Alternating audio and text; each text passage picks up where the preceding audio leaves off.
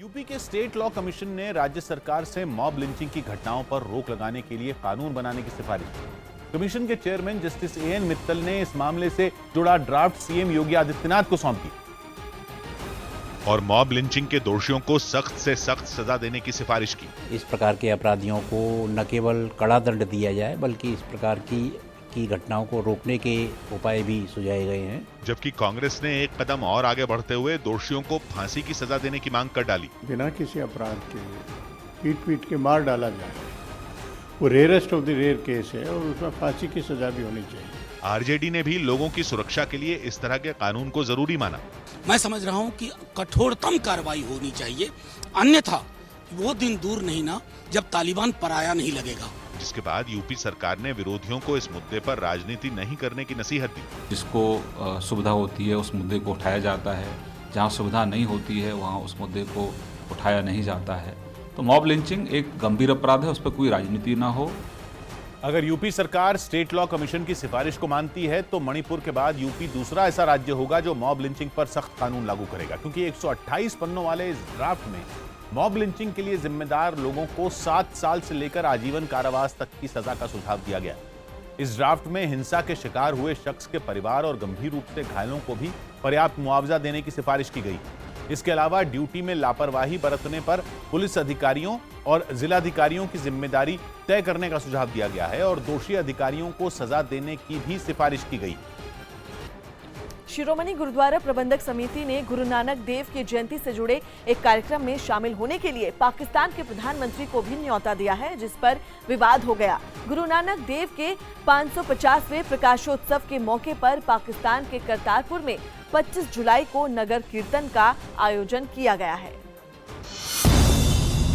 जिसके लिए एसजीपीसी ने इमरान खान को भी करतारपुर आने का न्योता दिया। 25 ਤਰੀਕ ਨੂੰ ਸਵੇਰ 9 ਵਜੇ ਸ੍ਰੀ ਅਖੰਡ ਪਾਠ ਸਾਹਿਬ ਦੇ ਭੋਗ ਤੋਂ ਉਪਰੰਤ ਔਰ ਜਿਸ ਵਿੱਚ ਅਸੀਂ ਪਾਕਿਸਤਾਨ ਦੇ ਪ੍ਰਧਾਨ ਮੰਤਰੀ ਇਮਰਾਨ ਖਾਨ ਨੂੰ ਵੀ ਸੱਦਾ ਪੱਤਰ ਦਿੱਤਾ ਹੈ। लेकिन कांग्रेस ने एसजीपीसी के इस न्योते पर ऐतराज जता दिया। ऐसे लोगों को किसी तरह का भी इनविटेशन देना दुखांत है। दोस्त को इनविटेशन दिया जाता है, ये दुश्मन है। जबकि बीजेपी इस मुद्दे पर फिलहाल खुलकर कुछ नहीं कह रही।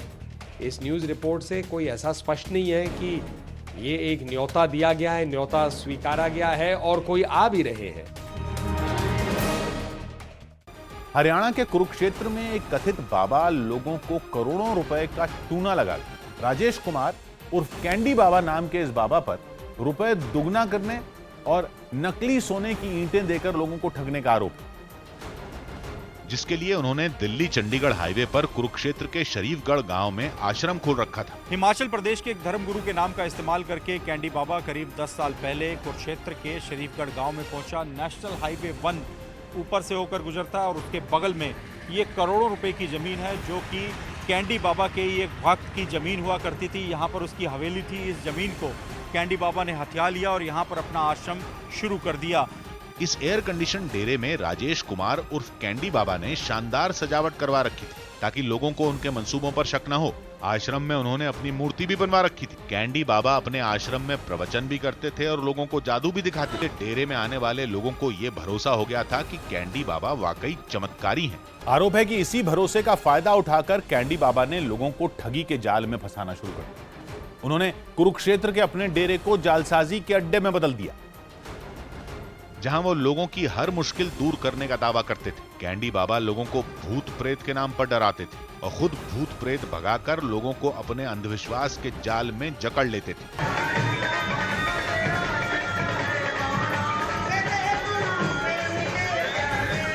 यही देखकर कैंडी बाबा के भक्तों को भरोसा हो गया था कि वो कुछ भी कर सकते हैं। दावा है कि आंखों पर अंधविश्वास की पट्टी बांधने के बाद कैंडी बाबा ने लोगों को कंगाल बनाने का खेल शुरू कर दिया।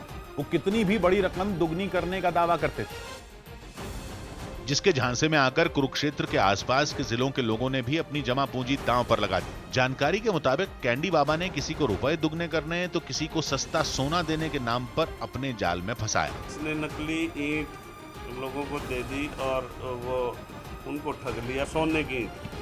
ये इस प्रकार के कई मुकदमे इसके खिलाफ करनाल में, पंचकूला में और कैथल में दर्ज हैं।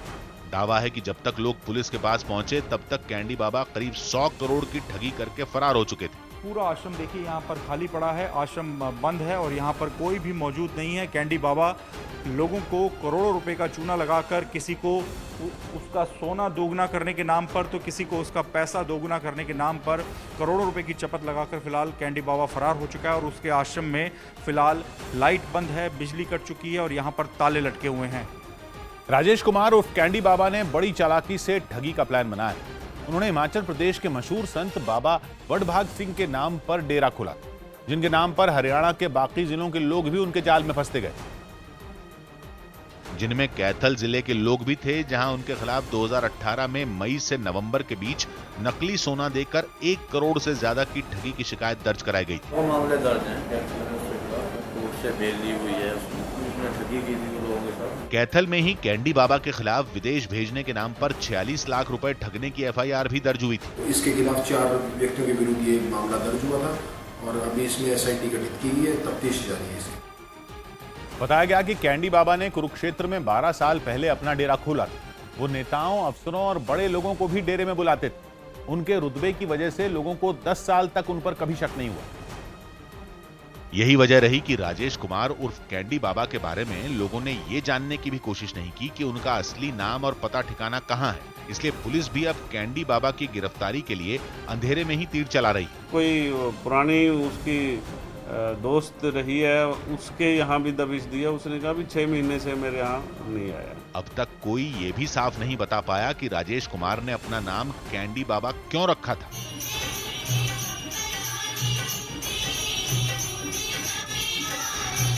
हरियाणा पुलिस उनकी तलाश में पड़ोसी राज्यों की पुलिस के भी संपर्क में है, क्योंकि पता चला है कि उन्होंने पंजाब में भी कई लोगों को ठगा था।